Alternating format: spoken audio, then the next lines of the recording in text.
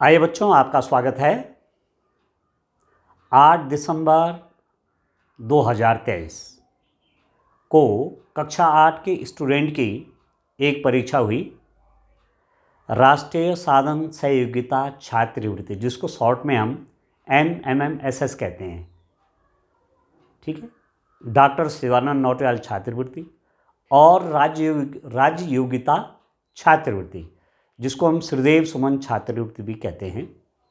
एक ही पेपर हुआ, और एक ही पेपर का मतलब कि इन तीनों स्कॉलरशिप के लिए एक ही पेपर हुआ।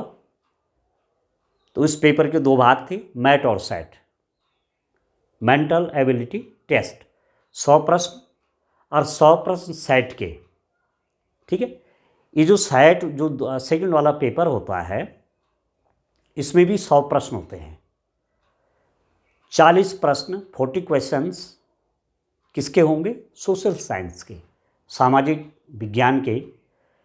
40 क्वेश्चंस होंगे साइंस से, 40 प्रश्न विज्ञान के, और 20 प्रश्न जो है वो गणित के होते हैं। तो मैं आपके लिए गणित के प्रश्नों को हल कर रहा हूँ। जो गणित में प्रश्न पूछे गए थे इस 8 दिसंबर 2023 को जो परीक्षा हुई, उसमें जो गणित के प्रश्न थे उनको कैसे हल करना था आपने, तो चलिए देखते हैं। ठीक है, इसका सॉल्व करते हैं, सॉल्यूशन करते हैं। तो पहला प्रश्न है 4 to the power -1 + 6 to the power -1 + 8 to the power -1 की पावर 0। जब घात 0 हो जाती है, किसी भी संख्या की घात 0 हो जाती है, तो उसका मान हमेशा 1 आता है। यहाँ पर ये जो भी हल करके इसका आएगा, करने की जरूरत ही नहीं है, क्योंकि 1/4 धन 1/6 धन 1/8 हो जाएगा। जो भी आएगा घात क्या है? 0 है। तो जब घात 0 हो जाती है तो मान कितना होता है उसका? 1। घातांक के नियम है, तो इसका आंसर होना चाहिए डी। ठीक है, क्वेश्चन नंबर 68 है, ये मैथ्स का प्रश्न है। इसका आंसर डी वाला होना चाहिए, 1। ठीक है, कोई भी संख्या हो, माना मैं लिखूं 5 to the power 0, ये भी होगा 1। 100 to the power 0, ये भी होगा 1। ठीक है, 1 2 3 4 5 ये संख्या मैंने लिखी। 12,345 की घात 0, ये भी होगा 1। पावर 0 है, घात 0 है, तो वैल्यू आएगी 1। ठीक है, परंतु यदि कहीं पर 0 to the power 0 आएगा, 0 की घात 0 होगा, तो यह होगा अपरिभाषित, नॉट डिफाइंड। तो ये ध्यान रखना है, पर ये 0 नहीं है, इसकी वैल्यू 0 नहीं है, इसलिए पावर 0 है। यहाँ पावर 0 है, ये 0 नहीं है, इसलिए इसकी वैल्यू कितनी हो जाएगी? 1 हो जाएगी। ठीक हो गया। तो एक चीज़ आपको दिमाग में रखना है कि किसी भी संख्या चाहे कोई फ्रैक्शन हो, चाहे कोई भिन्न हो, भिन्नात्मक संख्या हो, कि घात 0 है, तो उत्तर आएगा 1। ठीक, अब दूसरा देखिए, क्वेश्चन नंबर 69 क्या था? एक घनाभ के आधार का क्षेत्रफल 240 सेंटीमीटर स्क्वायर तथा आयतन 720 सेंटीमीटर क्यूब है, तो घनाभ की ऊंचाई क्या होगी? The base area of a cuboid is 240 centimetre square and volume is 720 centimetre cube, then the height of the cuboid will be. अब क्यूब आप जानते हैं, क्यूब मतलब, क्यूबॉइड मतलब, घनाभ मतलब, जैसे कमरा है, इसकी लंबाई है, चौड़ाई है, ऊंचाई है, पर लंबाई और चौड़ाई ऊंचाई अलग अलग है। ये कमरा है जिसमें मैं यहाँ हूँ, तो लंबाई चौड़ाई ऊंचाई क्या है? अलग अलग है। तो इसको बोलेंगे घनाभ। इसका आकार क्या है? घनाभ है, ये क्यूबॉइड बोलते हैं इसको। लेंथ, विड्थ, हाइट अलग अलग है। ठीक है, पर यदि लेंथ, विड्थ और हाइट सेम हो जाए, एक ऐसा त्रिविमीय आकृति है, एक ऐसी 3 डायमेंशनल एक कोई बॉडी है, कोई शेप है, ठीक है, जिसकी लेंथ, विड्थ और हाइट क्या होती है? सेम हो, तो उसे कहते हैं क्यूब। वो क्या हो जाएगा? वो है घन। ठीक है, तो घन का आयतन अलग होता है और घनाभ का आयतन अलग होता है। चलिए देखते हैं जरा। तो घनाभ का उदाहरण के रूप में मैं एक किताब ले रहा हूँ। इस बुक को आप देखिए, ये इसकी लंबाई है, ये इसकी चौड़ाई है और ये इसकी ऊंचाई है। लेंथ, विड्थ और हाइट अलग अलग है तीनों। तो ये किस आकार की है? घनाभ, क्यूबॉइड। ठीक है ना। और दूसरा मैं यदि लूँ इसको, ये जो शेप है, ये वाला जो शेप है, ये घन है, ये क्यूब है। लंबाई, चौड़ाई और इसकी ऊंचाई समान है, ये घन है, ये क्यूब है। ठीक हो गया। तो क्यूब और क्यूबॉइड, घन और घनाभ में आप अंतर समझ गए होंगे।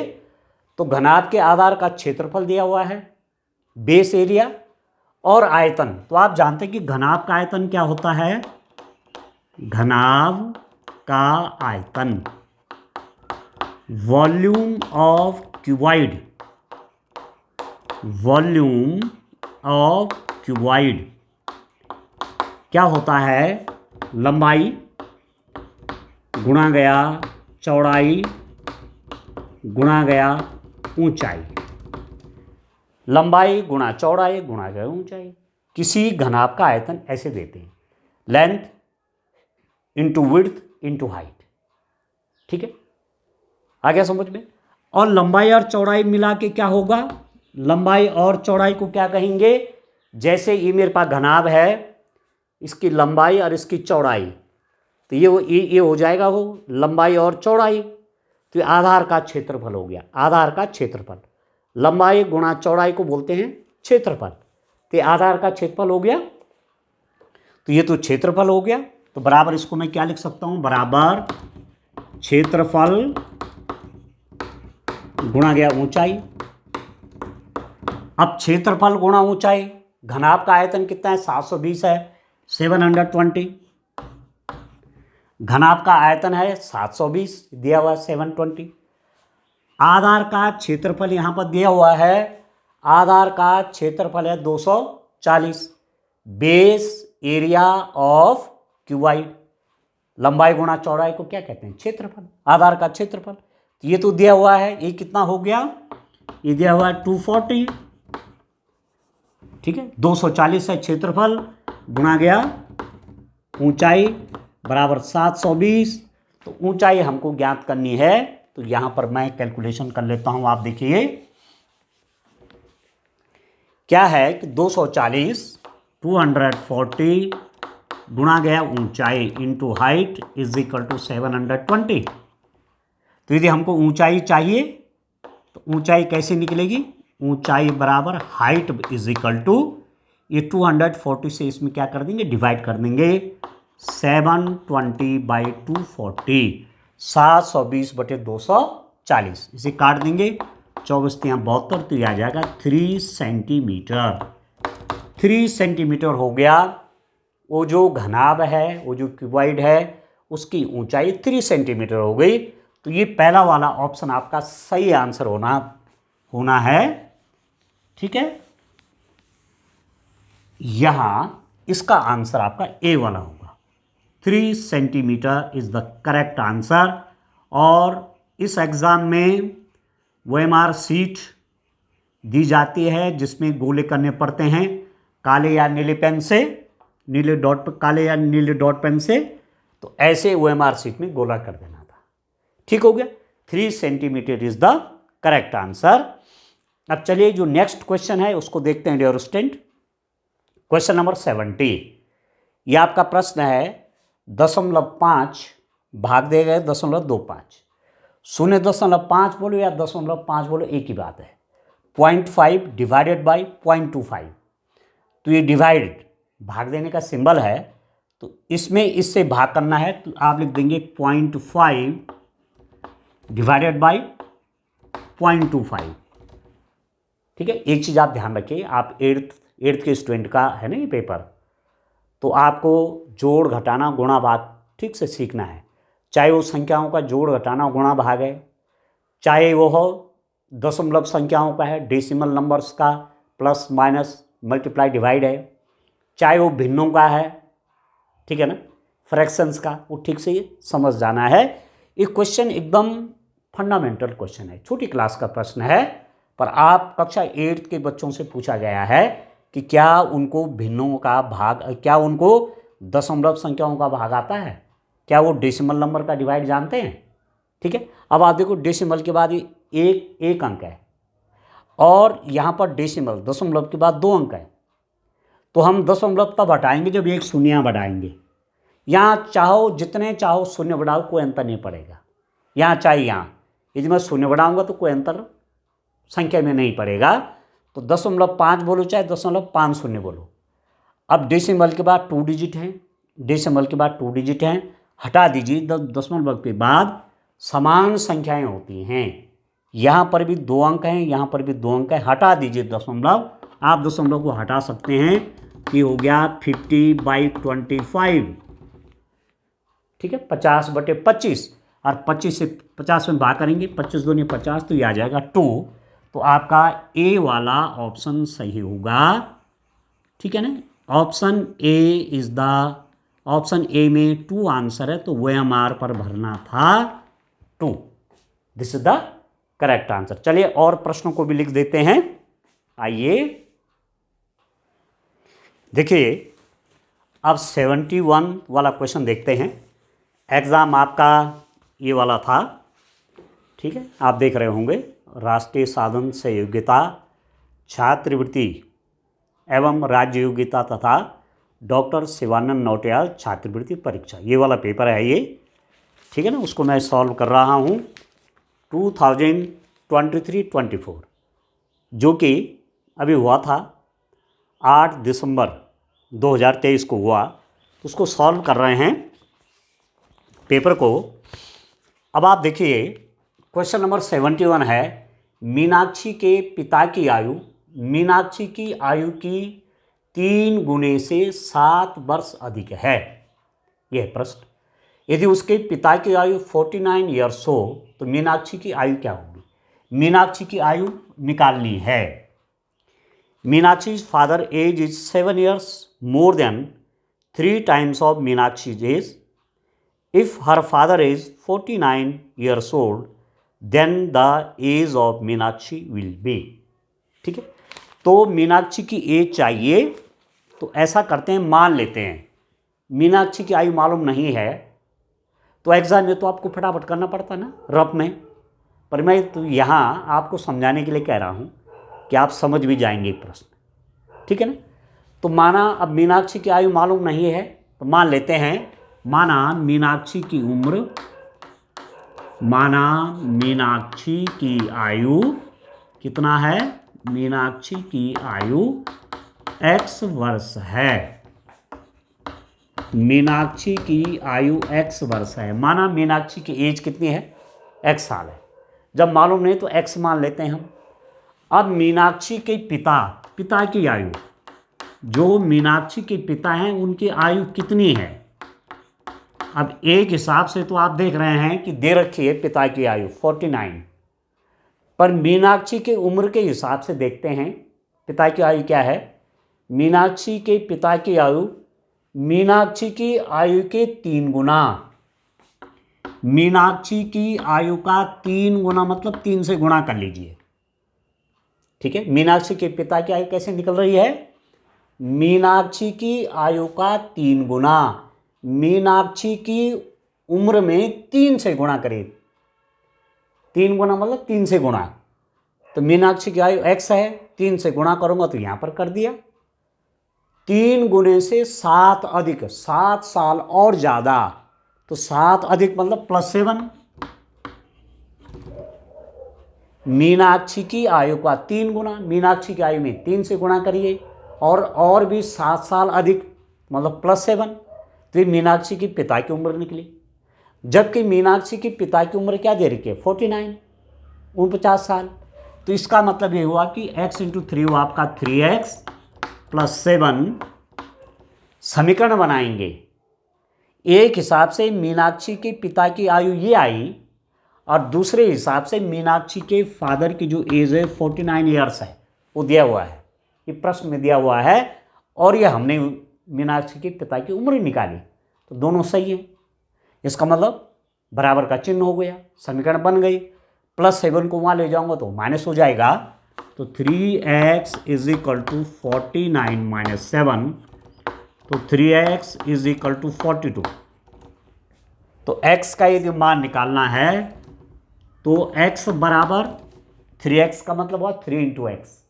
तो यदि x का मान चाहिए तो 3 कहाँ जाएगा, इसके डिनोमिनेटर में, इसके हर में, तो ये हो जाएगा 42/3, 3 से काट दूंगा, 3 एकम 3, फिर 12, 3 चौके 12, x बराबर 14 हो गई x का मान।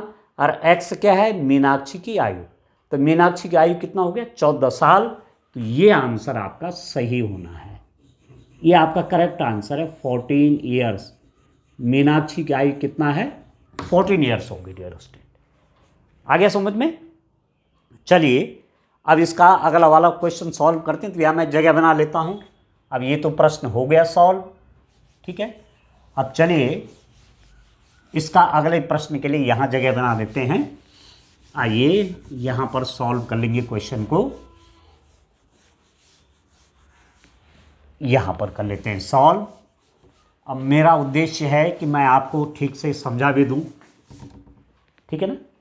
आप देखिए 4 सेंटीमीटर त्रिज्या वाली एक वृत्ताकार शीट से 3 सेंटीमीटर त्रिज्या वाले एक वृत्त को निकाल दिया जाता है। वृत्त के शेष भाग का क्षेत्रफल ज्ञात कीजिए, ठीक है। इंग्लिश में पढ़ लेता हूं।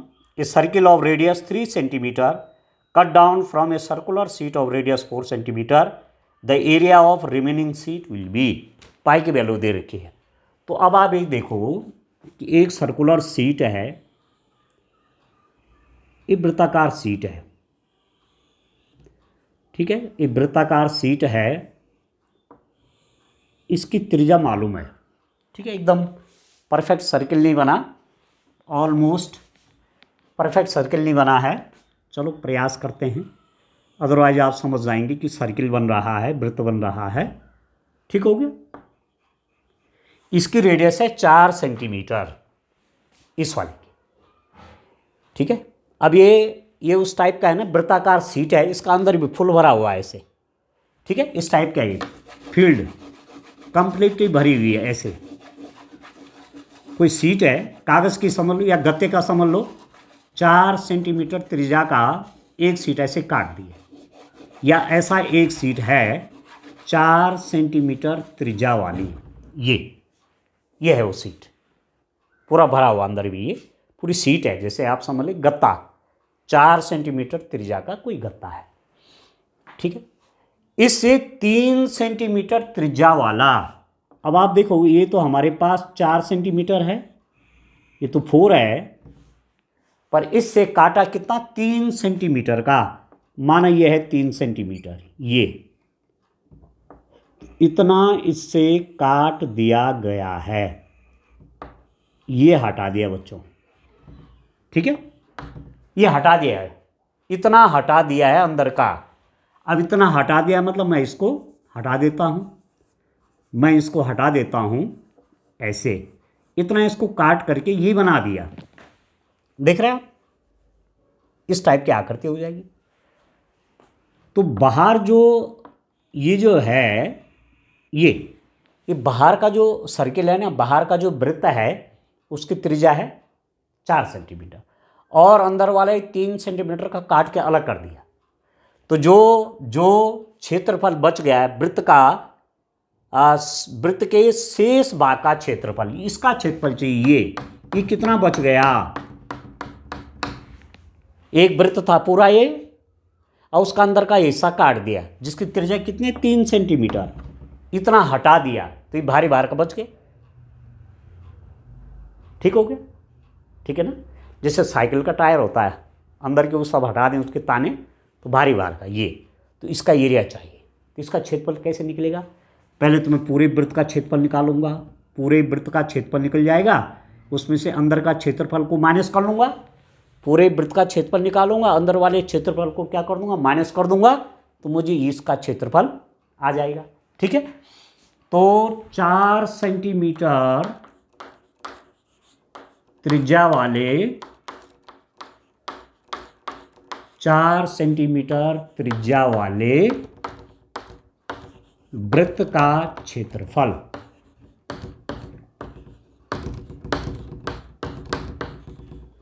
चार सेंटीमीटर त्रिज्या वाले वृत्त का क्षेत्रफल, आप जानते हैं वृत्त का क्षेत्रफल होता है पाई आर स्क्वायर, पाई गुणा त्रिज्या का वर्ग, ये होता है क्षेत्रफल। तो पाई गुणा त्रिज्या आर, ये कितना है, ये 4 सेंटीमीटर है, ये 4 है, तो 4 का स्क्वायर, 4 का वर्ग, और 4 का वर्ग कितने, 4 चौके 16, तो ये हो जाएगा 16 पाई सेंटीमीटर स्क्वायर। क्षेत्रफल को स्क्वायर में देते हैं, सेंटीमीटर होगा तो सेंटीमीटर स्क्वायर, मीटर होगा तो मीटर स्क्वायर। तो इसका क्षेत्रफल पूरा जो ये है, इस वृत्त का क्षेत्रफल ये हो गया। अब जो काटा ये अंदर का 3 सेंटीमीटर त्रिज्या का वृत्त काट दिया, इसका क्षेत्रफल कितना होगा, तो 3 सेंटीमीटर त्रिज्या वाले 3 सेंटीमीटर त्रिज्या वाले वृत्त का क्षेत्रफल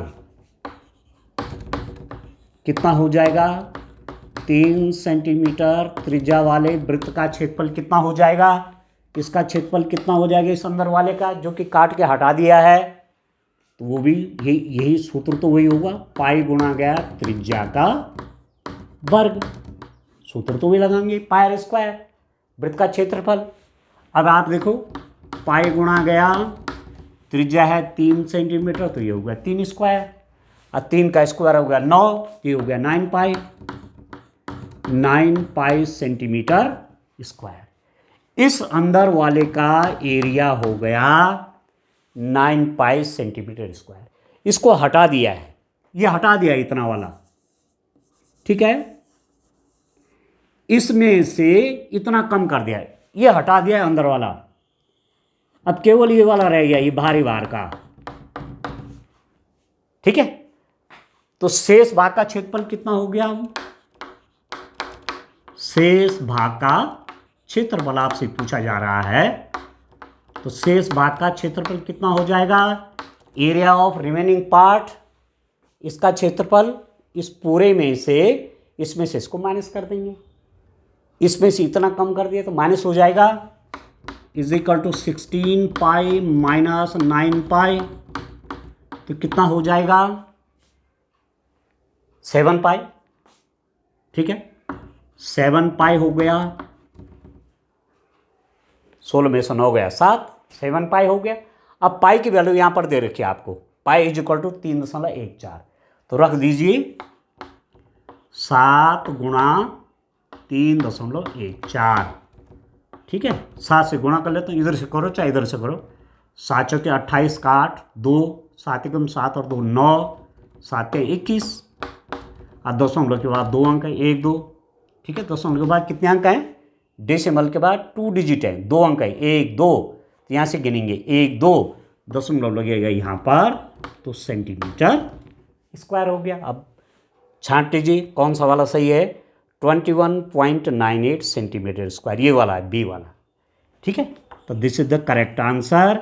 OMR सीट में आपको इसको करना था, ठीक है, 21.98 सेंटीमीटर स्क्वायर। चलिए और क्वेश्चन देखते हैं, आइए क्वेश्चन नंबर 73 देखिए। एक खंभा भूमि से 6 मीटर की ऊंचाई पर टूट जाता है और उसका ऊपरी सिरा भूमि को उसके आधार से 8 मीटर की दूरी पर छूता है, पेड़ की ऊंचाई है, ठीक है। A pole is broken at the height of 6 metre from the ground and its top touches the ground at a distance of 8 metre from the base of the tree. The height of the tree is, tree की height क्या होगी वो देखना है। तो what is the height of the tree, पेड़ की ऊंचाई, एक खंभा भूमि से 6 मीटर की ऊंचाई पर टूट जाता है, उसका ऊपरी सिरा भूमि को आधार से पेड़ की ऊंचाई। चलो यहाँ खंभा लिखा हुआ है, इधर पेड़ लिखा हुआ, कोई बात नहीं। ऐसा है ये मानो कोई पेड़ है जिसका आधार ये है, यहाँ पर पेड़ खड़ा है या खंबा है कोई, जो भी हो, पेड़ कह रहे हैं तो पेड़ समझ लीजिए, खंबा कह रहे हैं तो खंबा ही समझ लीजिए। ये है पेड़ माना इतनी ऊंचाई का है। पहले इसमें हमको चित्र बनाना पड़ेगा ठीक से, ठीक हो गया। इतना ऊंचाई का पेड़ था, इतना ऊंचाई का पेड़ था यहाँ से लेकर यहाँ तक। मैं ये कहूँ कि ए बी कोई पेड़ है। अब कितनी लंबाई है, कितनी इसकी ऊंचाई मालूम नहीं है, ठीक है ना। कितनी ऊंचाई है, पेड़ की ऊंचाई होगी। Pole is broken at the height of 6 metre from the ground and its top touches the ground at the distance of 8। खंबा भूमि से 6 मीटर की ऊंचाई पर टूट जाता है और उसका ऊपरी सिरा भूमि को उसके आधार से 8 मीटर की दूरी पर पेड़ की ऊंचाई। Okay okay. क्वेश्चन नंबर 73 को एक बार और समझते हैं बच्चों। एक खंबा भूमि से 6 मीटर की ऊंचाई पर टूट जाता है। यहाँ पर टूट गया है, माना ये पॉइंट सी पॉइंट है, यहाँ पर ये टूट गया और इसकी ऊंचाई है 6 मीटर। ध्यान दीजिए, ये 6 मीटर है, यहाँ से टूट गया और ऊपरी सिरा जब ये टूटा तो ये ऐसे लुढ़क गया नीचे की तरफ, तो ये यहाँ मिल गया, यहाँ आ गया। ये बजाय मैं इसको डॉट डॉट डॉट रूप में दिखाऊं, यहाँ आ गया ये मिल करके। होता है जब पेड़ कोई टूटता है, ठीक है ना, पेड़ टूट गया, पूरा पेड़ नहीं टूटा, जड़ से माना थोड़ा ऊंचाई से टूट गया तो उसकी टहनी ऐसे लगते नहीं ज़मीन में, ऐसे, ठीक है ना। माना ये डी पॉइंट पर छू दिया इसने, तो मैंने ए को डी से मिलाया, ये ए को डी से मिला दिया। अब ध्यान दीजिए, आप ध्यान दीजिए, तो खंबा तो पूरा ये है ना, ये खंबा बोलो या पेड़ बोलो, ये पूरा ये है, ये 6 मीटर है। टूट करके यहाँ छुआ इसने, पर यहाँ आधार से, उसके आधार से 8 मीटर दूर है एक्चुअली। ये जो उसका ऊपर का सिरा है वो 8 मीटर दूर है, ठीक हो गया। तो पेड़ की कुल ऊंचाई बोल रहे हैं, तो पेड़ की कुल ऊंचाई कितनी हो जाएगी, इतना यहाँ से तो टूटा हुआ है, इतना तो 6 मीटर ये हो गया, और टूट करके यहाँ लग गया, तो इसको और इसको प्लस करेंगे तो पहले इसकी लंबाई हमको मिल जाए। तो 90 अंश का कोण है, ये 90 अंश का कोण है, ये चाहिए पहले ये। अब समकोण त्रिभुज में आप जानते हैं इसका वर्ग बराबर इसका वर्ग प्लस इसका वर्ग होता है। आप यहाँ पर कह सकते हैं CD स्क्वायर बराबर AD square plus AC square. CD square बराबर AD square plus AC square. तो CD स्क्वायर कितना हो गया, AD स्क्वायर कितना है, AD 8 है, 8 का स्क्वायर प्लस ये हो गया 6 का स्क्वायर, तो CD स्क्वायर हो गया 64 प्लस 36, तो ये हो गया 100, ठीक है। तो CD कैसे निकालेंगे, CD स्क्वायर इतना, तो CD हो जाएगा वर्गमूल 100, तो ये हो जाएगा 10 मीटर हो गया, ठीक है ना। तो ये आ गया 10। अब आपसे जो प्रश्न पूछा गया था, प्रश्न ये था पेड़ की कुल ऊंचाई, ठीक है ना। अब पोल है, थोड़ा सा मिस्टेक हो गई लिखने लिखने में, खंबा बोलो या कोई खंबा बोलो चाहे पेड़ बोलो, माना पेड़ मानता हूँ, 6 मीटर ऊंचाई से पेड़ टूट गया तो ऊपर का जो हिस्सा था वो ज़मीन में यहाँ लग गया। तो पेड़ की कुल ऊंचाई, तो पेड़ की ऊंचाई कितनी हो जाएगी, पेड़ की ऊंचाई कुल कितनी हो जाएगी बच्चों, आप ही देखिए, यहाँ पर खंबे की जगह पेड़ मान लो, ठीक है ना। तो पेड़ की कुल ऊंचाई कितनी हो जाएगी, AC जो खड़ा है अभी भी ज़मीन में, प्लस जो टूट के ज़मीन में लग गया CD, तो AC कितना हो जाएगा 6 मीटर प्लस CD कितना हो गया 10 मीटर, तो ये हो गया 16 मीटर, 16 मीटर हो गया, 16 मीटर हो गया। पेड़ की कुल ऊंचाई या खंबे की कुल ऊंचाई कितनी होगी, 16 मीटर हो गई। इतना तो खड़ा है और इतना टूट करके यहाँ चला गया था, तो पूरा कितना था 6 मीटर प्लस 10 मीटर 16 मीटर। तो आंसर आपका सी वाला करेक्ट होगा, ये this is the correct answer, इस सी वाला हो। मैंने आपका मैट और सेट इस परीक्षा के दोनों पेपर हल करके यूट्यूब चैनल मैथमेटिक्स प्लेजर पर दिए, ठीक है। वहाँ हमने फटाफट में इसका आंसर, क्योंकि बच्चों को जल्दी रहती है कि सर आंसर भेजिए, तो सॉल्यूशन करते समय मिस्टेक हो गई और हमने वहाँ ये वाला आंसर दिया हुआ 10 metre. 10 metre is not correct answer. 10 metre correct answer नहीं है। 10 मीटर तब आंसर होता कि पेड़ का कितना हिस्सा टूटा, कितना हिस्सा टूट गया, तब 10 मीटर था। पर वो कह रहा है पेड़ की कुल ऊंचाई, पेड़ की ऊंचाई क्या है, ठीक है ना। एक खंभा भूमि से 6 मीटर की ऊंचाई पर टूट जाता है, उसका ऊपरी सिरा भूमि को उसके आधार से 8 मीटर की दूरी पर छूता है। पेड़ की ऊंचाई, पेड़ की ऊंचाई पूछ रहा है, तो पेड़ की ऊंचाई मतलब ए सी प्लस सी डी दोनों आपस में जुड़ेंगे, तो आंसर हो जाएगा 16 मीटर। ये वाला एक्चुअली इसका करेक्ट आंसर है। तो बच्चों ने जो मैंने सॉल्यूशन डाला था, जो मैंने दोनों पेपरों का हल डाला, उसमें मैंने ये आंसर दिया हुआ है, ठीक है ना। फटाफट में जल्दीबाजी में सॉल्व करते समय ये होता है कि बच्चों को फटाफट उत्तर बताने हैं, तो हमने ये वाला निकाला केवल, इसी को मान लिया, ठीक है। जबकि वो पेड़ की ऊंचाई बोल रहा है, तो पेड़ तो आपका ये और ये मिला के है ना पेड़, तो 6 मीटर यहाँ है और 10 मीटर यहाँ, तो कितना हो गया 16 मीटर इसका करेक्ट आंसर होना चाहिए, ठीक है ना।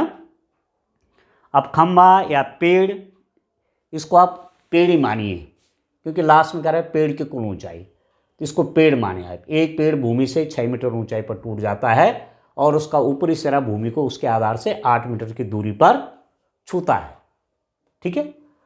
तो पेड़ की ऊंचाई, तो पेड़ की ऊंचाई 6 मीटर ही हो गया, 10 से निकलेगा 16 मीटर होना है डियर स्टूडेंट। करेक्ट कर लेना अपनी OMR शीट, इस वीडियो को मैं यूट्यूब में डाल दूंगा, तो आप फिर करेक्ट कर लीजिएगा उसको, ठीक है ना। आप देख लीजिएगा, यदि आपने ये वाला आंसर किया है तो ये रॉन्ग है, ठीक है ना, आपने 1 मार्क्स जोड़ा होगा। ये वाला किया तो आपका करेक्ट है, ठीक हो गया। चलिए अब नेक्स्ट क्वेश्चन करते हैं, क्वेश्चन नंबर 74, ठीक है। क्वेश्चन नंबर 74 करते हैं, आइए क्वेश्चन नंबर 74। देखिए इसको मैं यहां सॉल्व कर देता हूं। एक रेलगाड़ी 15/2 घंटे में इतना किलोमीटर चलती है, रेलगाड़ी इतने घंटे में इतना दूरी, तो समय कितना है, समय बराबर है 15/2 घंटे, समय बराबर है 15/2 घंटे, और दूरी है 615 किलोमीटर, ठीक है ना। 615 किलोमीटर की दूरी इतना घंटे में तय की, तो रेलगाड़ी की चाल चाहिए। तो चाल का सूत्र आप जानते हैं, चाल बराबर दूरी बटे समय, ये होता है चाल बराबर दूरी बटे समय। Speed is equal to distance over time, तो डिस्टेंस कितना है, दूरी कितनी है, दूरी है 615, तो 615 में समय से भाग देना है, समय कितना है 15/2 घंटे, चाल निकल जाएगी। अब मेन बात है कि इसको हल कैसे करें। एक चीज आपको ध्यान रखना है, माना मैं लिख दूं x/y/p/q, एक भिन्न को दूसरे भिन्न से भाग देना, ये भी भिन्न है ये भी भिन्न है, एक भिन्न है एक भिन्न है, यदि इस ढंग से भाग देना है तो ध्यान रखना ये सबसे नीचे वाली की गुणा ऊपर के साथ हो जाती है, तो ये होगा x गुणा q बटे इसके और इसकी गुणा होके हर में आ जाती है, y गुणा आ गया p, ठीक है ना, ऐसे हो जाता है x गुणा q बटे y गुणा p, आए समझ में। अच्छा अब यदि ऐसा है, आप देखिए एक तो ये तरीका है, दूसरा क्या है कि यदि माना ऐसा है कि x/y डिवाइडेड बाई m, ये तो भिन्न है पर ये भिन्न नहीं है, तो आप इसको भिन्न बनाए, इसको लिख दीजिए 1, ठीक है ना। अभी भिन्न हो गई, तो इसकी गुणा इसके साथ हो जाएगी, तो बराबर x गुणा 1 बटे m गुणा y, ये हो जाएगा। और यदि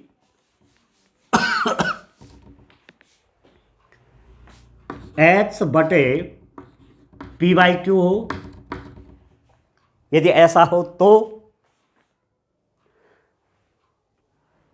यदि ऐसा हो कि ये तो कोई संख्या है अरे भिन्न के रूप में है, तो इसको भी भिन्न के रूप में बनाइए।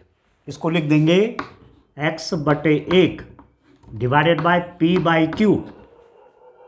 अब इसकी गुणा हो जाएगी इसके साथ, तो कितना हो जाएगा, x गुणा गया q बटे p गुणा गया 1, x गुणा गया q बटे p गुणा गया 1, तो p गुणा 1 p हो जाएगा, सॉल्व हो जाएगा।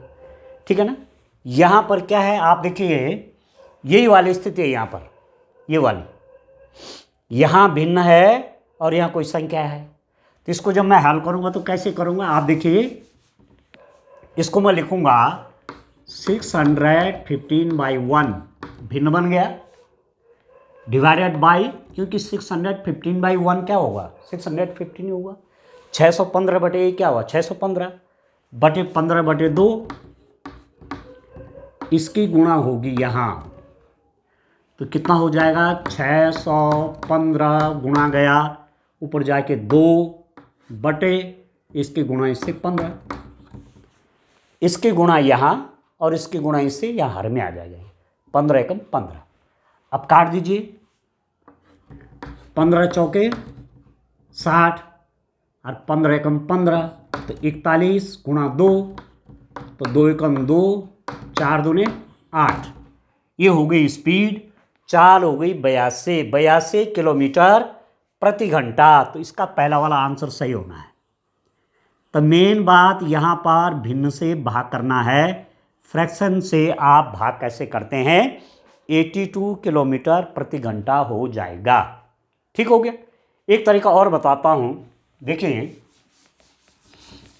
आप और सरल भी कर सकते हैं, ये भाग देने का सवाल है, इसको मैं ऐसा भी लिख सकता हूँ कि चाल बराबर दूरी भाग दिया गया समय, ऐसा भी तो लिखा जा सकता है।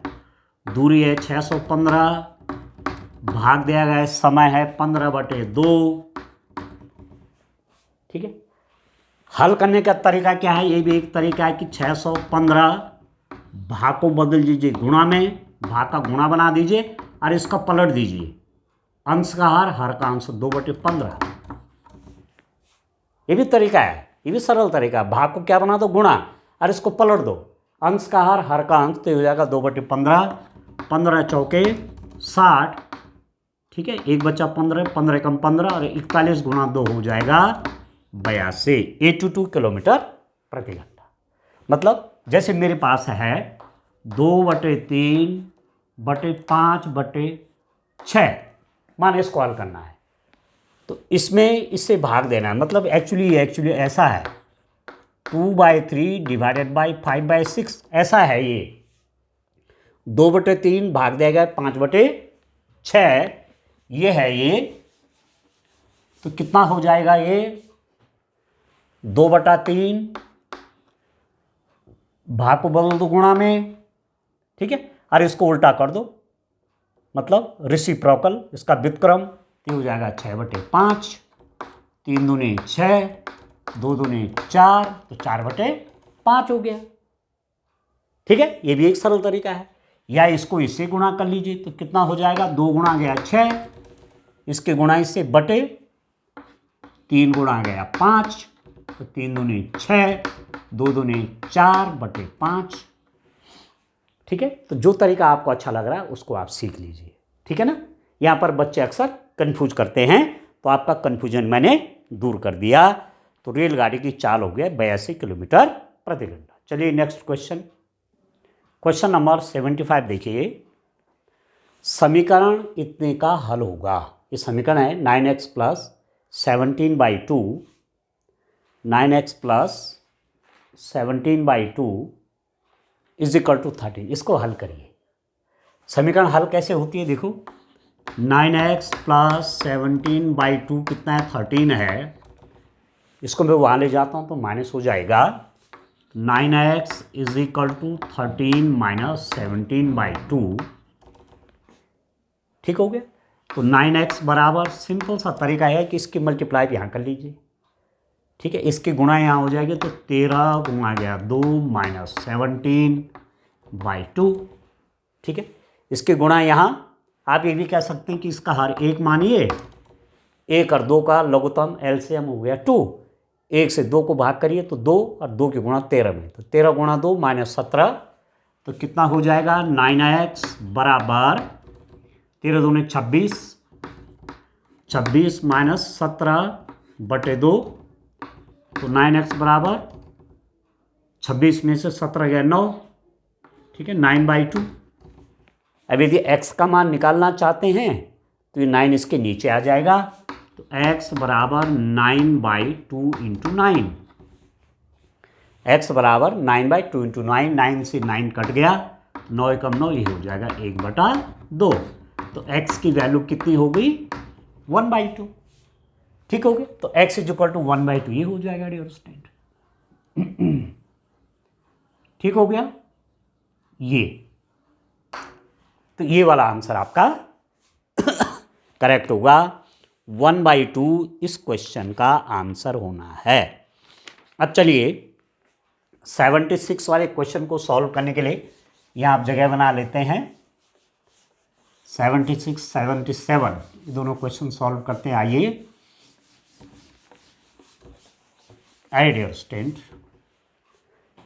क्वेश्चन नंबर 76 देखिए, 1 किलोग्राम का 75% होगा, 1 किलोग्राम का 75%, क्या कहते हैं गुणा को, तो 1 किलोग्राम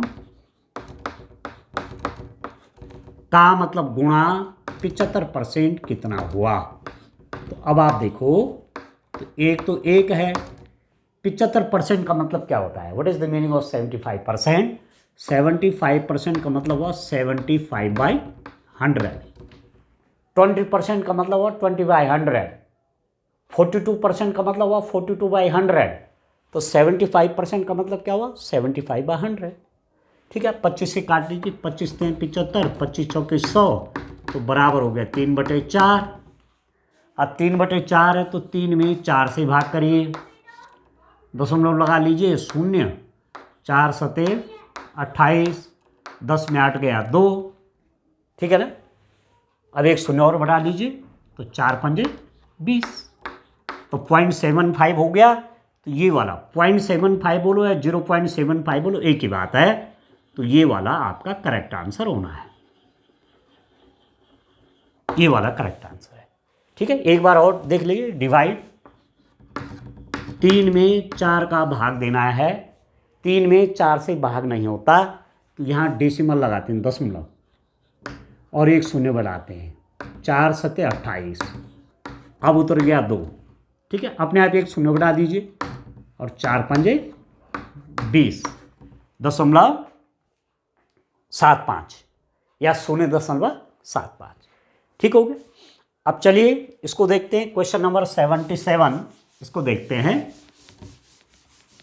आप देखिए, यदि x बराबर -10, x इज इक्वल टू -10 है, तो वैल्यू किसकी निकालनी है, किसका मान निकालना है, x² minus 2x minus 100, x² कितना हो गया -10 का स्क्वायर माइनस 2 गुणा गया -10 माइनस 100, ठीक है, x की जगह -10 तो -10 का स्क्वायर माइनस 2 गुणा गया, x की जगह पे -10 रखना है, x² है, x की जगह पे -10, x है, x की जगह पे -10, ये दिया हुआ है ना मान। अब देखो -10 का स्क्वायर कितना हो गया, -10 का स्क्वायर का मतलब हुआ कि -10 इंटू -10, ठीक हो गया, और माइनस का गुणा प्लस, और 10 गुणा 10 कितना हो गया 100, प्लस हो गया वो, माइनस और माइनस की गुणा प्लस आ गया, तो ये हो गया 100। अब इसमें देखो माइनस और माइनस की गुणा प्लस, तो 10 दूनी 20, अरे -100 तो है ये +100 है, ये -100 है, दोनों कट गए, +100 -100 दोनों 0, तो कितना हो गया 20। तो इसका आंसर आएगा 20, तो ये 20 है, तो सी वाला आंसर आपका करेक्ट आंसर होना है डियर स्टूडेंट। ऐसे OMR शीट में गोला बनाते हैं इस रूप में पेन से। ठीक हो गया। चलिए और क्वेश्चन देखते हैं, आइए। तो बच्चों इस क्वेश्चन की बड़ा इंटरेस्टिंग क्वेश्चन है, स्तंभ फर्स्ट का स्तंभ सेकंड से मिलान कर सही विकल्प का चयन कीजिए। अभी क्या, ये तो घन है, ये बेलन है, ठीक है, ये शंकु है, ये पिरामिड है। तो ये किस चीज से बनते हैं, ये किससे बनेगा, इसको जब मैं इसको फोल्ड करूंगा, इसको इधर, इसको इधर, इसको ऊपर और ऊपर से ढक्कन आ जाएगा, तो ये वाला बन जाएगा, ये तो ये है। ठीक हो गया। ये किससे बनेगा, आप देखो, इससे बनेगा। ये दो सर्किल हो गए, एक वृत्त नीचे एक वृत्त ऊपर है, और बीच में कैसा है, आयताकार है, ये बीच में आयताकार हो गया। जैसे आप देखेंगे ये बीच में आयताकार हो गया और ऊपर इसके दो सर्कुलर हो गए, तो ये इससे मैच करेगा। एक किससे मैच करेगा, आप देखो, ये इस सेक्टर बन रहा है ऐसे, और एक नीचे का सर्किल है इसके साथ, तो ये तो यहाँ बनेगा बच्चों, ये यहाँ मिलेगा। और ये है पिरामिड है। पिरामिड का ये आधार है, एक इसका टॉप है, तो टॉप से सारी भुजाएं पर मिलती हैं। एक तली हो गया, एक तल यहाँ आएगा, एक इधर, मतलब इस टॉप से इसको भी मिलेगा, यहाँ भी मिलेगा, यहाँ भी मिलेगा, यहाँ भी मिलेगा। तो ये तो बेस हो गया ये, अरे इसके तल हो गए, 4 तल, ठीक है, 4 इसमें तल हो गए। तो इसका जो मिलान होगा वो फर्स्ट वाले के साथ होगा। तो इस रूप में नहीं करना, ये तो मैंने समझाने के हिसाब से कहा। तो कौन सा मिल रहा है आपका, ए का सेकेंड, ए है, इस सेकेंड देखो, बी कहाँ जा रहा है, थर्ड, बी थर्ड, सी कहाँ जा रहा है, फोर्थ पे, सी फोर्थ आंसर, और डी कहाँ जा रहा है, फर्स्ट पे, तो ये फर्स्ट हो गया। तो ये वाला आपका करेक्ट आंसर है इसमें, this is the correct answer really. आया समझ में। तो ये कागज़ के टुकड़े काट कर भी आप ऐसे कर सकते हैं, प्रैक्टिस के लिए, अपनी इमेजिनेशन बढ़ाने के लिए। ठीक है, चलिए और क्वेश्चन देखते हैं आगे, आइए। क्वेश्चन नंबर 79 देखिए आप, एक घनमूल का चिन्ह है, याद रखना, आपको याद रखना है, यदि केवल ऐसा है, यहाँ कोई अंक नहीं है, वैसे होता है यहाँ 2 है, याद रखना, लिखा नहीं होगा, लिखा भी होगा तो आप समझ जाएंगे वर्गमूल है। कहीं पर लिखा हुआ है, इसका मतलब है वर्गमूल 4 का वर्गमूल निकालिए, वर्गमूल 4 है। यहाँ पर 2 होता है, लिखा नहीं जाता। ठीक हो गया। यदि यहाँ पर 3 हो गया तो इसका मतलब है घनमूल, कक्षा 8 में पढ़ाया जाता है, ये घनमूल का सवाल है। तो ये प्रश्न जो आपके पास है ये घनमूल है बच्चों, घनमूल निकालना है। किसका घनमूल चाहिए, घनमूल चाहिए 0.008 का। अब आप देखो 0.008 कैसे निकलता है, 0.2 गुणा 0.2 गुणा 0.2, 2 दूने 4 दूने 8, इसका देखो 2 दूने 4 दूने 8, ठीक हो गया। अब दशमलव के बाद एक अंक है, एक अंक है, एक अंक, 3 अंक होने चाहिए, ठीक है।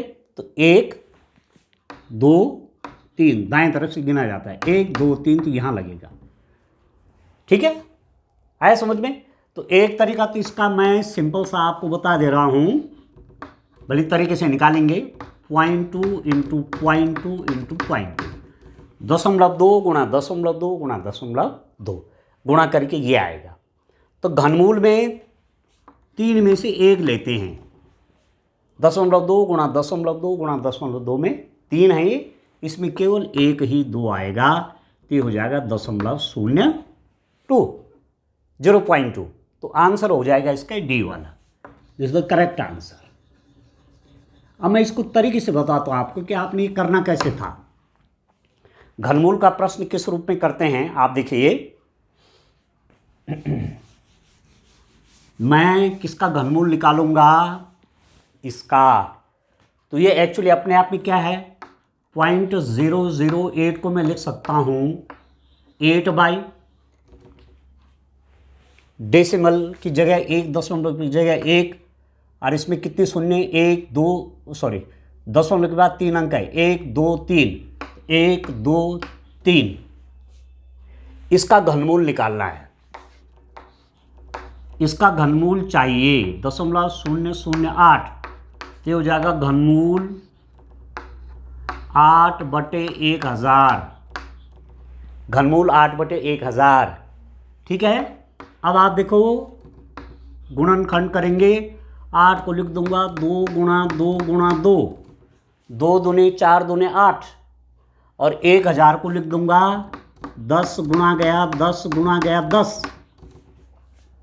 जब आप घनमूल निकाल रहे हैं, क्यूब रूट निकाल रहे हैं, तो इन तीनों में से एक 2 बाहर आएगा, 2/3 10 हैं गुणा में, तो एक 10 बाहर आएगा ये, और 2 में 10 से भाग करेंगे, तो 2 में 10 से भाग नहीं जाता, दशमलव लगाएंगे, शून्य लगाएंगे, 10 दूने 20, तो आ गया 0.2। तो 0.2 बोलो या 0.2 बोलो, ऐसे करना है। ठीक हो गया। अब चलिए क्वेश्चन नंबर 80 देखिए, कैसे क्वेश्चन नंबर 80 हल करेंगे इसको देखिए। प्रश्न कठिन नहीं आते।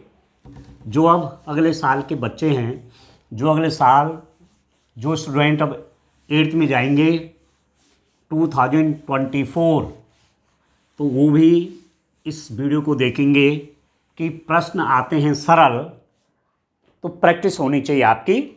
अब आप देखो 80 वाला क्वेश्चन देखिए, 69 - 36 डिवाइडेड बाई 4m - 9, इसको हल करना है। इसमें इससे भाग करना है, इसमें इससे डिवाइड करना है, तो 16m - 36 डिवाइडेड बाई 4m - 9 कितना हो गया। अब आप देखो मैं क्या करूँगा कि 16 को लिख दो मैं 4 × 4 × m, 4 4 जा 16, 69 माइनस 36 को लिख दूंगा 4 × 9, 9 चौके 36, 9 4 जा 36, और ये है 4m - 9। ऐसा मैं क्यों लिख रहा हूँ, अब मैं कॉमन लूँगा। देखो 4 यहाँ भी है और यहाँ भी है, तो 4 कॉमन आ गया, 4 बाहर ले लिया, यहाँ पर बच गया 4m, माइनस 4 कॉमन आ गया, यहाँ पर बच गया 9, डिवाइडेड बाई 4m - 9। अब अंश में भी 4m - 9 है, हर में भी है, न्यूमरेटर में भी वही है, डिनोमिनेटर में भी वही है, न्यूमरेटर में वही है, डिनोमिनेटर में वही है, तो इससे कट जाएगा एक बार, और 4 एकम 4, तो 4 इसका आंसर होना है। तो ए वाला आंसर आपका इसका करेक्ट होना है। A is the correct answer, a correct answer है 4। ठीक है डियर स्टूडेंट, चलिए अब आगे देखते हैं क्वेश्चन नंबर 81 सॉल्व यहाँ कर देते हैं। ठीक है, और तो फिर आंसर यहाँ भरेंगे। क्या है, यदि 50 बच्चों की कक्षा में 35 लड़कियां हैं, 50 किसी कक्षा में बच्चे हैं, बॉयज़ और गर्ल्स, लड़के और लड़कियां मिला के 50 हैं, 50 हैं, लड़कियां कितनी हैं, 35 है। बच्चों की संख्या, बच्चों की संख्या, बच्चों की संख्या बराबर 50, 50 है बच्चों की संख्या। लड़कियां कितनी हैं, लड़कियां कितनी हैं, 35 हैं। लड़कियां हैं 35, तो लड़कियों का प्रतिशत, लड़कियां 35 है, लड़कियों का प्रतिशत चाहिए, परसेंटेज। तो प्रतिशत मतलब प्रतिशत, प्रति मतलब एक, शत मतलब 100, 100 में कितना, यह है प्रतिशत का मतलब। तो अब आप देखो कि उसका तरीका क्या है, इस रूप में निकालेंगे। 50 बच्चों में से 50 बच्चों में से लड़कियां कितनी हैं, 50 बच्चों में से लड़कियां कितनी हैं, 35। इसलिए एक एक एक बच्चों से लड़कियां, मतलब एक के लिए एक नियम है, यूनिटरी मेथड। एक के लिए जब निकालेंगे तो ये हो जाता है 35/50, इतना बराबर ये, तो एक बराबर ये डिवाइड हो जाता है, ये भाग में चला जाता है। इसलिए प्रतिशत 100 में से कितना, 50 बच्चों में से लड़कियां 35, एक बच्चे में से 35/50, तो 100 बच्चों में से लड़कियां बराबर, अब एक में इतनी लड़कियां हैं तो 100 में गुणा हो जाएगा, 100 गुणा गया 35/50, तो 50 दूनी 100, 35 दूनी 70, 70% लड़कियां हैं। यह है तरीका। तो 70% लड़कियां कहाँ पर हैं, आप देखिए सी में, ये आपका करेक्ट आंसर था। तो इस रूप में OMR शीट में ये वाला आंसर जाएगा, ये करेक्ट आंसर हो जाएगा। ठीक है। दूसरा तरीका है कि आप फ्रैक्शन निकाल लीजिए, भिन्न निकाल लीजिए कि लड़कियों का भिन्नात्मक भाग कितना है, तो हो जाएगा 35/50। भिन्नात्मक फ्रैक्शन में भाग देखूंगा तो 35/50। और किसी भिन्न का प्रतिशत बनाना है, किसी फ्रैक्शन का परसेंटेज बनाना है, तो 100 से होता है मल्टीप्लाई, तो 50 दूने 100, तो ये हो गया 70%। तो किसी भी तरीके से निकालो, ये यूनिटरी मेथड है, एक एक नेम की विधि, ये फ्रैक्शनल मेथड हो गए, जो चाहो उस रूप में करिए, आंसर इसका 70 आएगा। ठीक है। चलिए और भी क्वेश्चन देखते हैं, आइए डियर स्टूडेंट, क्वेश्चन नंबर 82 देखते हैं। एक थैले में 5 गेंद हैं जिन पर 1 से 5 तक संख्याएं अंकित की हैं। थैले में 5 गेंद हैं जिन पर 1 2 3 4 5 लिखा हुआ है। थैले से एक गेंद यादृच्छा मतलब बिना देख के, एट रैंडम, थैले में से एक गेंद यादृच्छा निकालने पर संख्या 3 वाली गेंद के निकलने की प्रायिकता। एक थैला है, उसमें 5 गेंद हैं, उन पर संख्या लिखी हुई है, एक पे 1 2 3 4 5। वो थैला रखा हुआ है, बिना देखे, माना ऐसा पीछे थैला रखा, बिना देखे, देखना नहीं है, एक गेंद निकाली और तब देखी, तो प्रायिकता ज्ञात करनी है, जो गेंद निकली वो तीन नंबर वाली गेंद है। ये 3 वाली गेंद निकलने की प्रायिकता, ये गेंद निकले, इसकी प्रायिकता।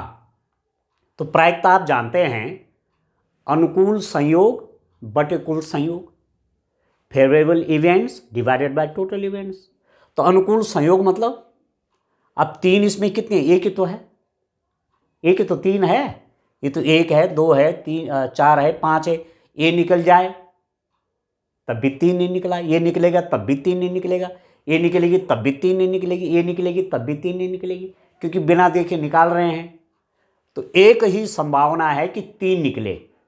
ठीक है। तो अनुकूल प्रायिकता कितनी हो जाएगी, यहां पर मैं लिख दूंगा प्रायिकता, गेंद 3 निकलने की प्रायिकता, ये तीसरे नंबर की गेंद निकलने की प्रायिकता बराबर अनुकूल संयोग, 3 नंबर की गेंद वहां एक ही है, तो 1 बटे कुल गेंद, 1 2 3 4 5, कुल गेंदों की संख्या, तो 5 बॉल हैं, तो 1 बटे 5 हो जाएगा प्रायिकता। 3 अंक वाली गेंद निकलने की प्रायिकता 1 बटे 5, ये होना था आंसर, ये करेक्ट आंसर होना था डियर स्टूडेंट, ये वाला।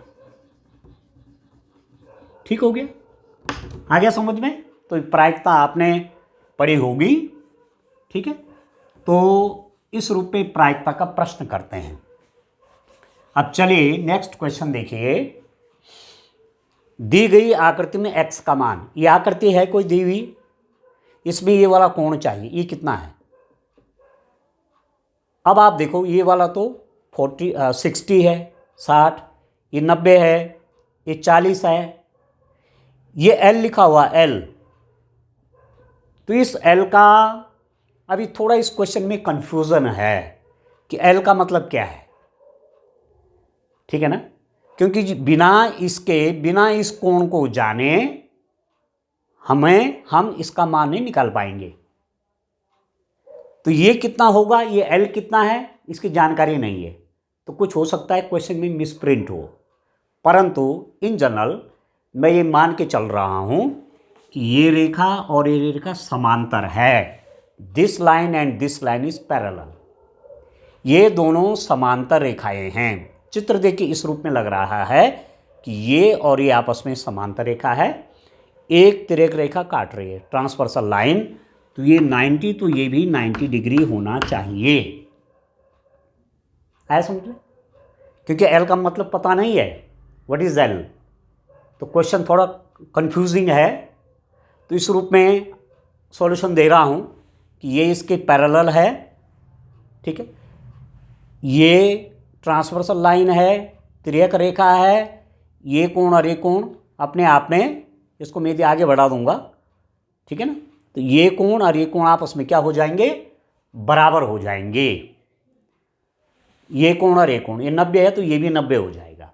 इसको मैं चाहे थोड़ा और आगे बढ़ा लूँ ऐसे, ठीक है ना। तो ये एंगल कितना हो जाएगा, ये अरे 90 हो जाएंगे, तो इसलिए भी 90 हो जाना है। तो ये 90 डिग्री का एंगल है, ठीक हो गया। अब ये 90 डिग्री का एंगल है तो क्या बन रहा है, इसको देखेंगे। अब ये एक भुजा ये होगी, दूसरी भुजा, तीसरी भुजा, चौथी भुजा और पांचवी भुजा, पंचभुज है। एक भुजा, दो भुजा, 3, 4 और 5, इसी को गिनो, जो बाहर जा रहे हैं उनको रहने दीजिए। ये पंचभुज है, ठीक हो गया। पेंटागन हो गया ये है पंचभुज, 5 भुजाओं वाला, 5 भुजाओं वाली आकृति हो गई, पंचभुज हो गया। तो आप जानते हैं कि किसी बहुभुज के बाह्य कोणों का योगफल 360 अंश होता है। ये बहुभुज है, 5 भुजाओं वाला है, तो इसमें 5 बाह्य कोण होंगे। देखो, एक के 2, एक के 3, एक के 4 और एक के 5। इन बाह्य कोणों का योगफल, इसका और इसका योग 360, 360। तो मैं लिख लेता हूं 90 डिग्रीज प्लस 90 डिग्रीज प्लस ये 40 degrees plus x plus 60 degrees is equal to 360 degrees. किसी बहुभुज के बाह्य कोणों का योगफल हमेशा 360 अंश होता है। बाह्य कोण, कितने भी भुजाओं वाला बहुभुज हो, यदि उसके बाह्य कोण मालूम है तो सबको योग करके, सबको प्लस करके 360 आएगा, ठीक हो गया। अब प्लस कर लेते हैं, 99, 180, 220, ठीक है, और ये हो जाएगा 260 डिग्रीज प्लस x, ये तो 100 हो गया, ये तो हो गया 100, 280 होगा, 280, 280, 6 और 4 10, 9 19 और 28, 280 डिग्रीज प्लस x बराबर 360 डिग्रीज। तो जब x का मान निकालेंगे तो 360 में 280 डिग्रीज को माइनस कर दूंगा, ये हो गया 80 डिग्रीज। तो इस x का मान, यहाँ जो ये x है ये, तो x का मान 80 डिग्री होना चाहिए, इस x का मान 80 डिग्री होना चाहिए।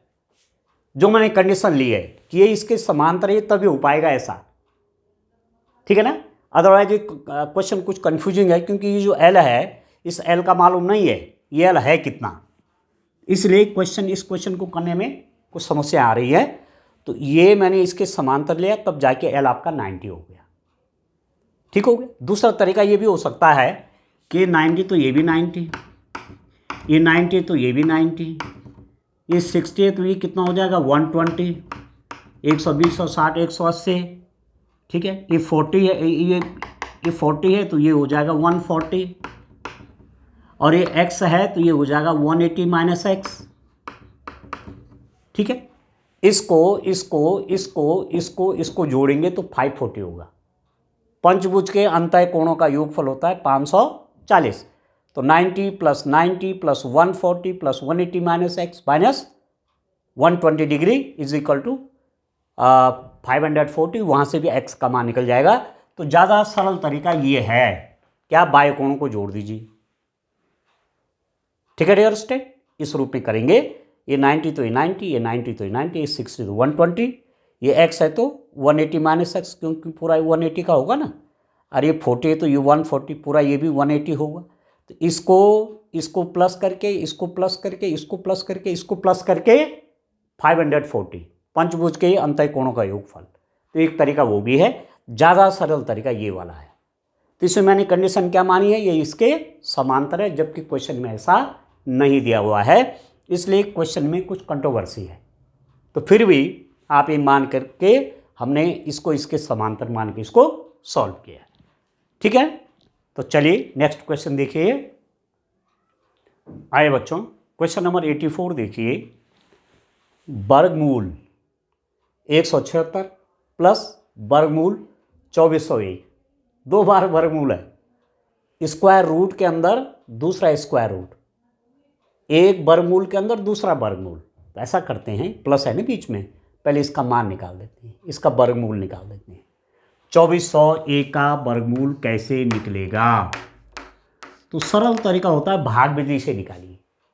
भाग विधि से वर्गमूल कैसे निकालते हैं यहाँ देखते हैं। 2401 लिख देता हूँ, जोड़े बनाइए, पेयर बनाइए, एक जोड़ा ये है, एक जोड़ा ये है, ठीक है। अब एक संख्या को उसी से गुणा करके 24 आना चाहिए, तो 5 5 25 ज़्यादा हो जाएगा, तो 4 4, ठीक है। 4 4 जा 16,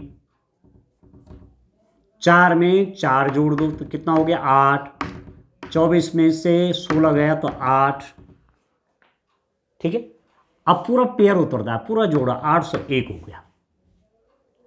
अब जितना यहाँ लिखूंगा उतना यहाँ लिखूंगा, तो 9 टाइम जाएगा 9, 9 9 81 का 1 हासिल 8, 9 टे 72 और 7 80, तो इसका वर्गमूल हो गया 49,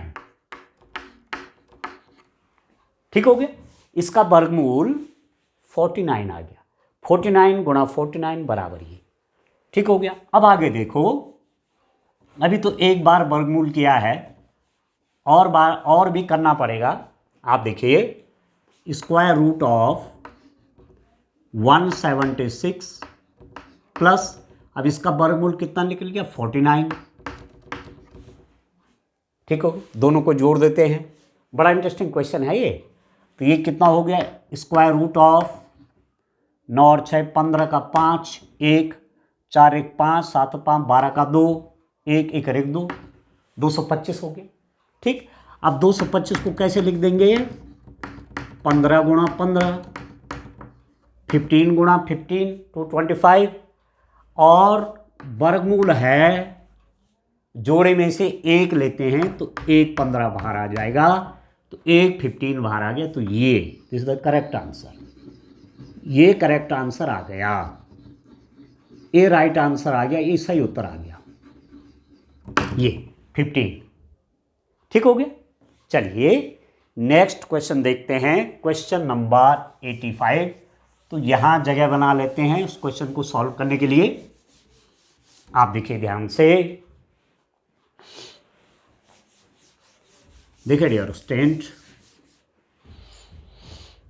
क्वेश्चन नंबर 85 पढ़िए। यदि कोई वस्तु 18% जीएसटी सम्मिलित करने के बाद रुपये इतने में खरीदी गई, तो जीएसटी जोड़ने से पहले उस वस्तु का मूल्य क्या था? अब जीएसटी क्या होता है? जीएसटी, या हिंदी में लिखा हुआ है जीएसटी। जीएसटी का मतलब होता है good and service tax, tax, good and service tax. अब सारे टैक्स खत्म करके एक ही टैक्स लगता है, गुड एंड सर्विस टैक्स, जिसको जीएसटी कहते हैं। बाकी टैक्स सारे खत्म हैं, अब केवल क्या टैक्स लगता है, जीएसटी लगता है। अब ये बात आपको जाननी चाहिए कि पहले तो टैक्स क्यों लगता है। टैक्स इसलिए लगाते हैं कि ये टैक्स का पैसा गवर्नमेंट के पास जाता है, सरकार के पास जाता है, और सरकार उस पैसे का प्रयोग किस चीज़ के लिए करती है, सड़क बनाने के लिए, रेलवे ट्रैक बिछाने के लिए, पुल बनाने के लिए, स्कूल बनाने के लिए, ठीक है, तमाम गवर्नमेंट की वेलफेयर स्कीम, गरीबों की मदद करने के लिए वो टैक्स का पैसा होता है। तो प्रत्येक वस्तु पर टैक्स लगता है इन जनरल। तो इस समय जो टैक्स है उसका नाम है जीएसटी। तो जीएसटी मतलब गुड एंड सर्विस टैक्स, ठीक हो गया। अब ये आपको जानना चाहिए कि टैक्स लगने के बाद किसी वस्तु का मूल्य बढ़ जाता है। टैक्स जब किसी वस्तु पर लगेगा तो उसका क्या बढ़ जाएगा, मूल्य बढ़ जाएगा। तो क्या हुआ कि 18% टैक्स लगाया किसी वस्तु पर, और वो कितने की हो गई, इतने में खरीदी गई हो। आपने देखा होगा दुकानदार में जो वो बिल बनाते हैं तो वस्तु की कॉस्ट लिखते हैं कितने की थी और जीएसटी कितने का लगा, तो उसको जोड़ते हैं। इसका मतलब कि 1239 में वो वस्तु किसी ने खरीदी, तो जीएसटी जोड़ने से पहले वस्तु का मूल्य क्या रहा होगा, कम। जीएसटी जोड़ने के बाद तो वस्तु का मूल्य बढ़ गया, और जीएसटी जोड़ने के बाद वस्तु इतनी की हुई। इसका मतलब जीएसटी जुड़ने से पहले, टैक्स जुड़ने से पहले वस्तु का मूल्य कम था। तो माना वस्तु का मूल्य कितना था, माना वस्तु का मूल्य x रुपये था। मतलब जीएसटी जुड़ने से पहले वस्तु का मूल्य x रुपये की थी वो वस्तु, अब मालूम नहीं हमको, हमने x मान लिया। अब देखो कितना जीएसटी लगा, 18%। तो जीएसटी लिख देता हूं मैं, जीएसटी कितना लगा, कितना जीएसटी लगा, 18%। तो इसका 18% निकाल दो, x का 18%, 18% का मतलब हुआ 18/100। 18% का मतलब क्या, 18/100 परसेंटेज। 18% मतलब 18/100, ठीक हो गया। अब इसे काट दीजिए, 2 9 18, 50, तो ये हो गया 9x/50, ठीक हो गया। ये तो लग गया टैक्स, ये तो टैक्स है। और वस्तु की कॉस्ट ये थी पहले, वस्तु की कॉस्ट पहले ये थी, और इतना उस पर टैक्स लग गया, तो अब ज्यादा हो जाएगी ना। अब कितना मूल्य हो गया उसका, x तो उसका कॉस्ट था पहले, परंतु टैक्स लग गया 9x/50, इतना टैक्स लग गया। वस्तु का कुल मूल्य हो गया x + 9x/50। इसको जोड़ेंगे, इसकी गुणा यहां हो जाएगी, तो 50x + 9x/50, ठीक है। और 50 और 9 हो गया 59x/50। हमारे हिसाब से वो वस्तु इतने में खरीदी गई, वस्तु इतने में खरीदी गई टैक्स जोड़ने के बाद। जबकि वो कह रहे हैं कि वस्तु इतने में खरीदी गई, टैक्स लगने के बाद वस्तु का मूल्य ये हो गया, और हमारे हिसाब से ये हो गया। इसका मतलब दोनों आपस में क्या है, बराबर हैं, ठीक हो गया। तो 59x/50 = ये 1239। माना कोई वस्तु 100 रुपये की थी और 10 रुपये उस पर जीएसटी लग गया, तो अब कितने की हो गई, वो 110 की हो। ये समझना है आपको, ठीक है।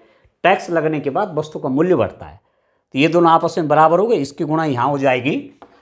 तो 59x बराबर 1239 गुणा 50, तो x बराबर 59 गुणा x है नहीं, तो x का मान निकालें तो बटे में चला जाएगा, 1239 गुणा गया 50/59, 59, ठीक हो गया। अब चलिए सॉल्व कर लेते हैं फटाफट। तो हमारे पास x का मान कितना आ रहा है उसको निकाल देते हैं बच्चों। तो आप देखिए x बराबर है 1239 गुणा गया 50/59,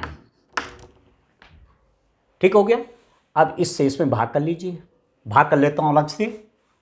1239 में 59 से 2 बार जाएगा, 9 दूनी 18 का 8, 5 10 11, 118 हो गया। 2 से गुणा करूँगा, ये हो गया। तेरे में से 8 गया 5, 59 1 टाइम पूरा पूरा कट गया। तो इससे इसको काटेंगे तो कितना हो गया 21। तो x बराबर 21 × 50। तो x बराबर गुणा कर लीजिए, 50 से कम 50 का 0 5, 50 दूनी 100, 100 और 105। तो x का मान आ गया 1050। यह है वस्तु का मूल्य। टैक्स लगने से पहले वो वस्तु इतने रुपए की थी, तो पहले उस वस्तु का मूल्य क्या था 1050 था। अब 1050 कहाँ पर लिखा हुआ आप देख रहे हैं, यहाँ लिखा हुआ है, ये है। तो ये करेक्ट आंसर है। ठीक हो गया। तो डू यू अंडरस्टैंड, इतने की थी वैसे हो, टैक्स लग गया तब इतने की हो गई। ठीक है। तो जीएसटी जोड़ने से पहले वस्तु का मूल्य ये था 1050। तो सी वाला करेक्ट आंसर इसमें होगा। चलिए और आगे चलते हैं। क्वेश्चन नंबर 86 पढ़ते हैं बच्चों। एक भवन में 24 बेलनाकार खंभे हैं। प्रत्येक खंभे की त्रिज्या 28 सेंटीमीटर है और ऊंचाई 4 मीटर है। ठीक हो गया। ₹8 प्रति मीटर स्क्वायर की दर से सभी खंभों के वक्र पृष्ठीय क्षेत्रफल पर पेंट का व्यय होगा। अब जो भवन बनाया है उसमें बेलनाकार खंभे हैं। बेलनाकार खंभे आप समझ रहे होंगे, इस रूप में होगा बेलनाकार खंभे, ऐसे ऐसे भी होते हैं पिलर। ये ऐसे खंभे हैं, कितने 24। अब इन पर जब पेंट करना है तो बाहरी बाहर पेंट होगा। ठीक है ना, बाहरी बाहर पेंट होना है। इनके बाहरी बाहर पेंट किया जाएगा। बेलनाकार खंभों के बाहरी बाहर पेंट किया जाएगा इसके वक्र पृष्ठ पर। उसको बोलते हैं वक्र पृष्ठ, कर्व सरफेस। वक्र पृष्ठ बोलेंगे डियर स्टूडेंट। आप समझिए प्रश्न को, क्या बोलेंगे वक्र पृष्ठ। ठीक है। चलो मैं जरा देखता हूँ कुछ आपको बेलन जैसा कोई चीज़ मिलेगी तो। बेलन जैसा कुछ मिलेगा क्या, एक सेकंड। इस क्वेश्चन को देखिए, मैं लाया हूँ बेलन। यह है बेलनाकार खंभे। ठीक है ना, देख रहे हैं ये। तो यहाँ पेंट करना है, ये है इसका वक्र पृष्ठ, कर्व सरफेस बोलते हैं उसको, वक्र पृष्ठ। या नीचे भी नहीं होगा ऊपर भी नहीं होना है, केवल पेंट यहाँ होगा ये वक्र पृष्ठ पे। जहाँ ये व्हाइट है ना, यहाँ पेंट होना है। कितने खंभे हैं 24, 24 बेलनाकार खंभे हैं। इन पर पेंट होना है डियर स्टूडेंट, इन खंभों पर। यहाँ नहीं होगा, नीचे नहीं होगा। ठीक है। तो यहाँ पेंट होने का मतलब वक्र पृष्ठ। और बेलन का वक्र पृष्ठ क्या होता है 2πr/h, वक्र पृष्ठ का क्षेत्रफल। क्षेत्रफल पर पेंट होगा। तो आप देखिए एक बेलन का वक्र पृष्ठ। अब क्या क्या हमको दे रखा है, त्रिज्या दी हुई है, त्रिज्या दी हुई है 28 सेंटीमीटर। त्रिज्या 28 सेंटीमीटर है। इसको भी मैं मीटर में बदल दूँ, ये सेंटीमीटर है, ऊंचाई मीटर है, अलग अलग हो रहा है। 8 रुपया प्रति वर्ग मीटर। क्षेत्रफल भी मीटर में है, तो इसको भी मैं मीटर में बदल देता हूँ। सेंटीमीटर को मीटर में बदलने के लिए 100 से भाग करते हैं, इतना मीटर हो गया। ठीक है। और काट लेता हूँ, 4 7 28, 25 चौके 100। ठीक है, 4 से भाग किया, 4 7 28, 25 चौके 100। ये हो गया 7/25 मीटर। ये होगी त्रिज्या। ऊंचाई कितनी है बेलन की, ऊंचाई को h से दिखाते हैं तो h है आपका 4 मीटर। यहाँ पर दे रखा है इसकी ऊंचाई 4 मीटर है। ये त्रिज्या होती है, ये वाली ये त्रिज्या है। ठीक है ना, ये नीचे ये त्रिज्या है, ये इसको त्रिज्या कहेंगे। ये ऊपर से कहूँगा तो ये त्रिज्या हो गई। ठीक है। और ये उसकी ऊंचाई हो गई। तो ये h है, h 4 मीटर है, ये त्रिज्या है r, ये। ठीक। अब जिस पर पेंट होना है, पेंट होना है इस पर, तो इस खंबे पर पेंट यहाँ होना है। ये है वक्र पृष्ठ, ठीक है। तो एक खंभे का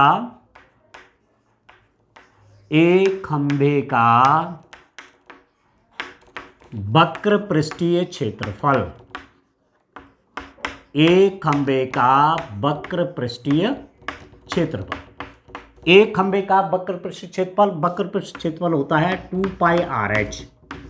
किसी खंभे की यदि त्रिज्या बेलनाकार है, त्रिज्या आर है, ऊंचाई एच है, तो उसका वक्र पृष्ठ का क्षेत्रफल ऐसे देते हैं, ये वक्र पृष्ठ है, इसका क्षेत्रफल, तो इसी पे पेंट होना है।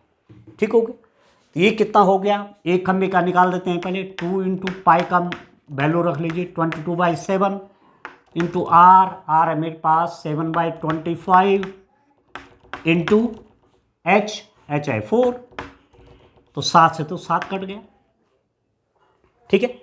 अब आप देखो, इसको मल्टीप्लाई करूंगा तो ये हो जाएगा 44 इंटू 4/25, तो ये हो जाएगा 4 चौके 16, 176/25 मीटर स्क्वायर। ये हुआ एक खंभे का वक्र पृष्ठीय क्षेत्रफल, ये निकला। एक बार चेक कर लेते हैं। 2 इंटू पाई का मान 22/7 होता है, गुणा आर कितना है 7/25 है, इंटू एच 4 है, इससे कट गया, 22 दूनी 44 गुणा 4/25, ये आ गया। एक खंभे का वक्र पृष्ठ का क्षेत्रफल हो गया 176/25 मीटर स्क्वायर, एक का। अब कितने हैं, कितने खंभे हैं, 28, 24 खंभे हैं। ठीक है ना। तो 24 खंभों का निकाल देते हैं, क्योंकि पेंट होना है 24 खंभों पे। ऐसे 24 खंभे, 1 2 3 4 ऐसे, तो एक का क्षेत्रफल ये निकल गया वक्र पृष्ठ का। ऐसी 24 का निकाल देते हैं। तो एक खंभे का वक्र पृष्ठीय क्षेत्रफल, वक्र पृष्ठीय क्षेत्रफल बराबर आ गया 176/25। ठीक है। तो कितने हैं, 24 खंभे हैं, 24 खंभों का वक्र पृष्ठीय क्षेत्रफल। एक का इतना, 24 का निकाला तो गुणा हो जाएगा, 24 गुणा गया 176/25। अब गुणा कर देते हैं, 176 और 24 का गुणा कर देते हैं, गुणा कर देते हैं इसका और इसका, तो कितना हो जाएगा, 6 चौके 24 का 4 2, 7 चौके 28, 30 का 0 3, 4 कम 4 और 3 7, 6 चौके 24 का 4 2, 7 चौके 28, 30 0 3, 4 कम 4 7, 1 छोड़ दो, 6 दूनी 12 का 2 1, 7 दूनी 14, 15 का 5 1, 2 कम 2 और 1 3। ठीक है ना। अब जोड़ लीजिए कितना हो गया, 4 2 7 और 5 12, 3 और 1 4, तो ये हो गया बराबर 4224/25 इतना वर्ग मीटर। ये जो 24 खंबे हैं, इनका वक्र पृष्ठ का क्षेत्रफल इतना आ गया। अब इन पे करना है पेंट। ठीक है। ₹8 प्रति मीटर स्क्वायर, प्रति मीटर स्क्वायर, प्रति मीटर स्क्वायर मतलब प्रति वर्ग मीटर स्क्वायर, मतलब 1 मीटर स्क्वायर पर ₹8 का पेंट लगेगा। 1 मीटर स्क्वायर प्रति मतलब 1 मीटर स्क्वायर पर इतना पेंट, तो इतना मीटर स्क्वायर पर कितना पेंट लगेगा। ठीक है ना, गुणा का सवाल है।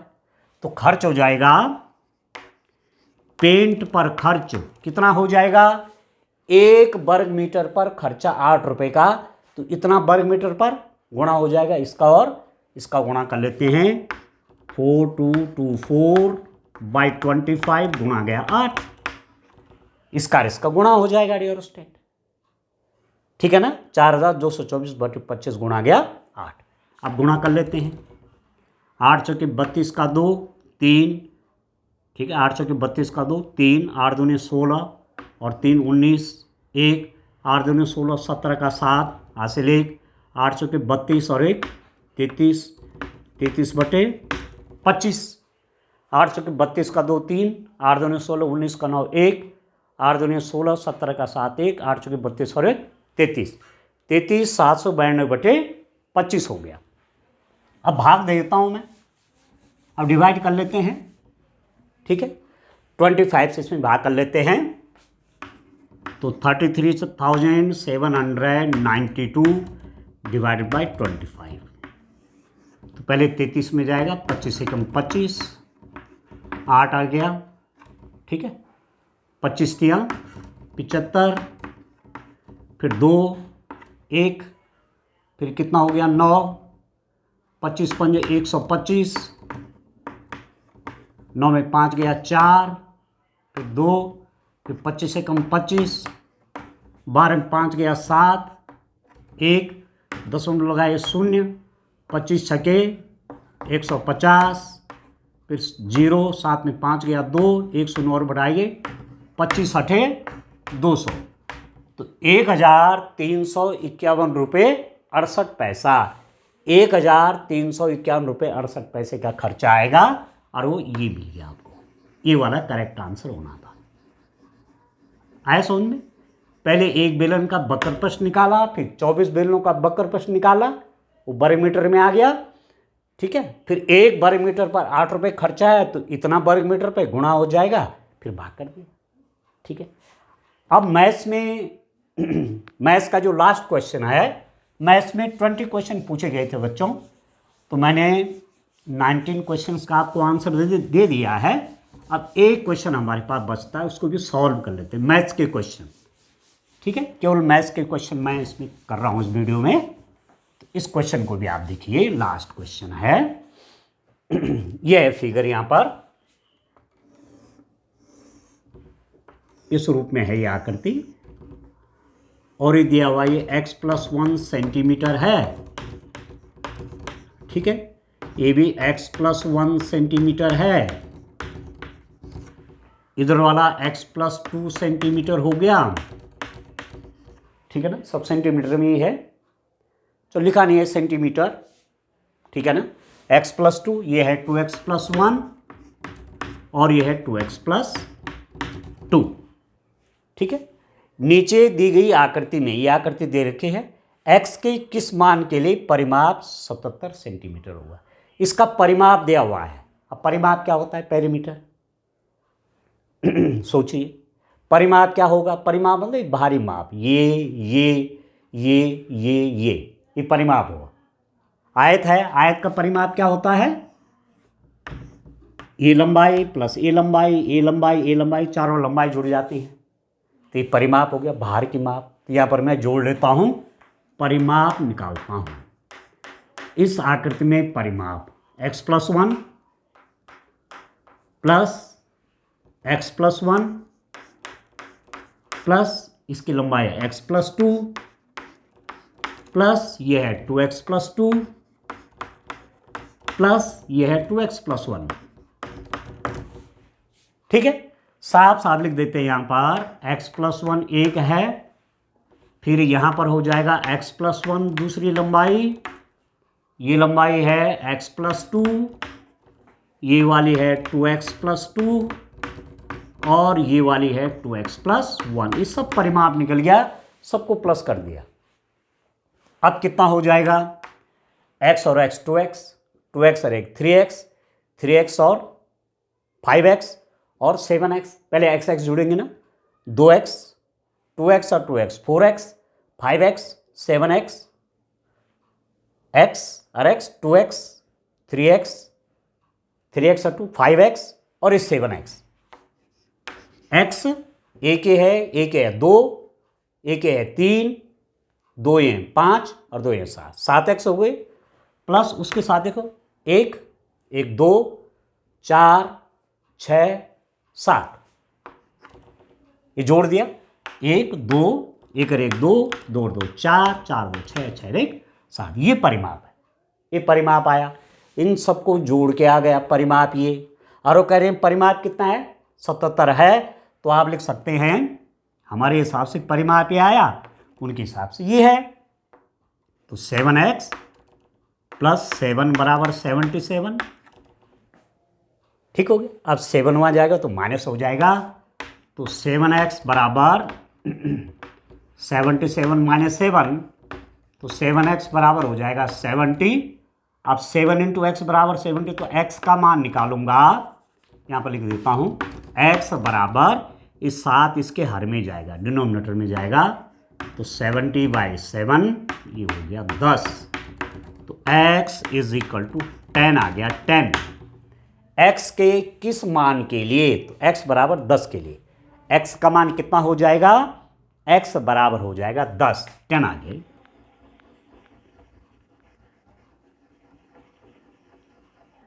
ठीक है डियर स्टूडेंट, तो इस रूप में मैथ्स के क्वेश्चन सॉल्व करने थे। 20 क्वेश्चन मैंने सॉल्व कर दिए हैं।